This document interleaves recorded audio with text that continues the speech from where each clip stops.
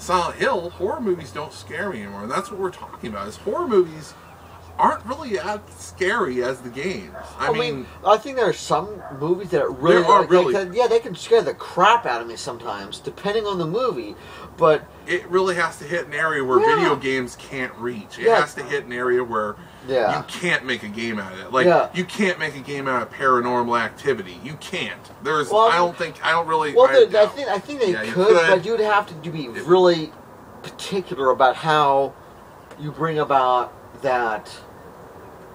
I don't know, the gameplay. Right. In general. It would be really difficult because it's done from a documentary standpoint. Yeah, exactly. But those kind of games those movies are safe from that kind of thing. Yeah, exactly. But in this case, so we're not really talking about Paranormal Activity per se, because considering that's more of do we have just a couple of people trying to videotape what's going on in their lives in a haunted house? We're saying that most video games are basically grindhouse movies, pretty much. Well, I mean, there's a lot of gore, definitely. I mean, blood and gore is relevant in all horror games. But story is also really good. I mean, you can't deny a video game's captivating story. But of course, you know that in some cases, a lot of times a story is definitely a good thing. But in some ways, the gore is what really takes that particular game or movie up to that next level, because a lot of people might love that horror, that the gore, and the holy crap, look what he did to that guy's head over there. Yeah, look at his blood and guts spill out. Look at his intestines hanging out. Yeah, of that next creative kill. But that also leads back.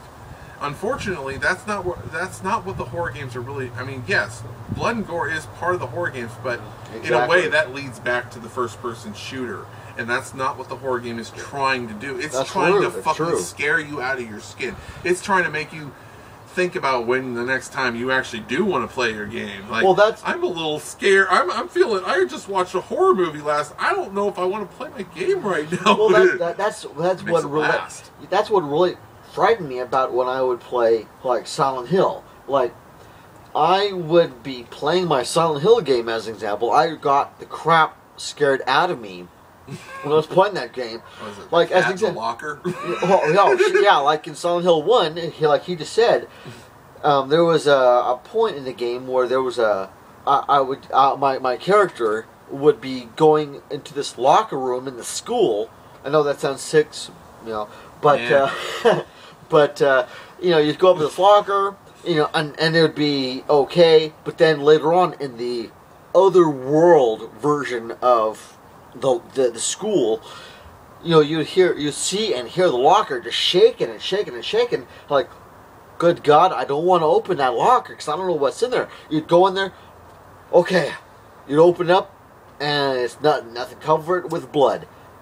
Holy crap, oh man. You'd go over to another locker, it would open up, and some corpse would just fly out at you, and scare the living shit out of you. And I swear, the first time that I had that happen to me, I jumped like a freaking sissy girl. I will admit, I jumped like a fucking girl.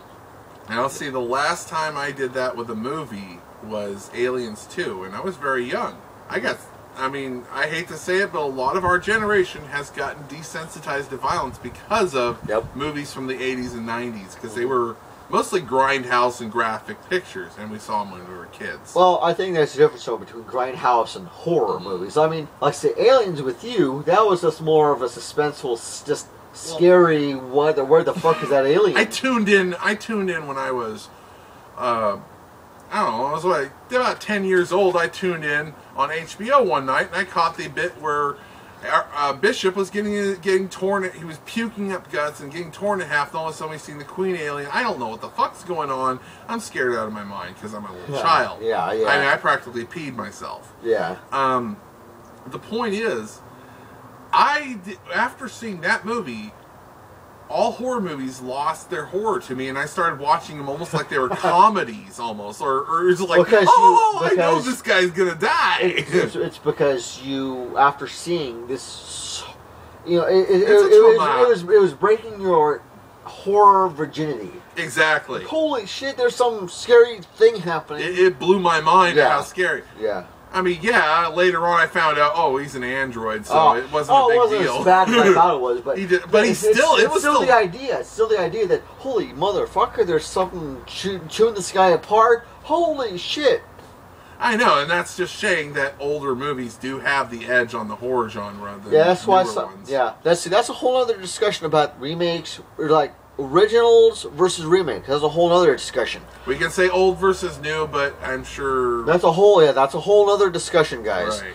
But anyway, I think we could really continue on with what we're talking about here, but we need to cut off for part 2 or something. This might go into multiple parts. I don't know. We'll see. But anyway, that was an installment of Fear Decks with Scott and his friend Ben.